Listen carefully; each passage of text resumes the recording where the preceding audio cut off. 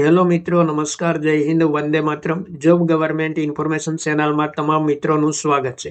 મિત્રો, ગુજરાત જાહેર સેવા આયોગ દ્વારા એક મહત્વપૂર્ણ સૂચના જાહેર કરવામાં આવેલી છે. આચાર્ય વર્ગ 2 જાહેરાત ક્રમાંક 13/2024-25 આખરી પરિણામ બાબતે અગત્યની સૂચના પ્રસિદ્ધ કરવામાં આવેલી છે. તો વિગતે જોઈએ મિત્રો. સામાન્ય રીતે આયોગ દ્વારા કરવામાં આવતી ભરતીઓમાં રૂબરૂ મુલાકાત પછી ટૂંક સમયમાં આખરી પરિણામ બહાર પાડી દેવામાં આવે છે.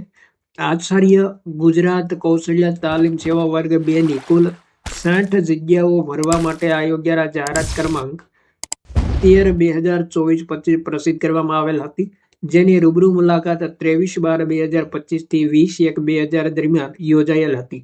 સદર ભરતીમાં દિવ્યાંગ ઉમેદવારો માટેની અનામત જગ્યાઓ ભરવાનો પ્રથમ ભરતી પ્રસંગ છે, જે માટે સામાન્ય વહીવટી વિભાગના તારીખ 11/11/2024 પરિપત્ર ક્રમાંક અહીં આપેલો છે અને તારીખ 11/11/2024 પરિપત્ર ક્રમાંક પણ અહીં આપેલો છે.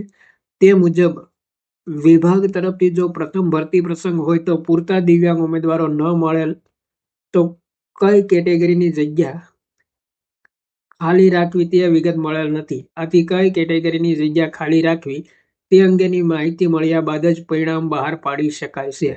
તો આ મહત્વપૂર્ણ સૂચના જાહેર કરવામાં આવેલી છે ગુજરાત જાહેર સેવા આયોગ દ્વારા આચાર્ય વર્ગ 2 સંબંધી દિવ્યાંગ ઉમેદવારો માટે ખાસ સૂચના જાહેર કરવામાં આવેલી છે.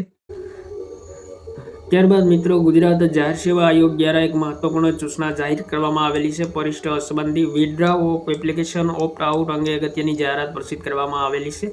તો આયોગ દ્વારા 28/1/2024 રોજ જાહેરાત ક્રમાંક 89/2024-25 એનેસ્થેટિસ્ટ તજજ્ઞ સેવા વર્ગ 1 ગુજરાત આરોગ્ય અને તબીબી સેવાનું provisional list of candidate to be considered for opt out procedure પ્રસિદ્ધ કરવામાં આવેલ છે. સદ્રહુ યાદીમાં સમાવિષ્ટ ઉમેદવારો પૈકી જો કોઈ ઉમેદવાર પોતાની ઉમેદવારી પરત ખેંચવા માંગતા હોય તો તેઓએ 29/1/2024 રોજ 13 કલાકથી 4/2/2024 રોજ 23:59 કલાક સુધી ઓનલાઈન અરજી કરવાની રહેશે.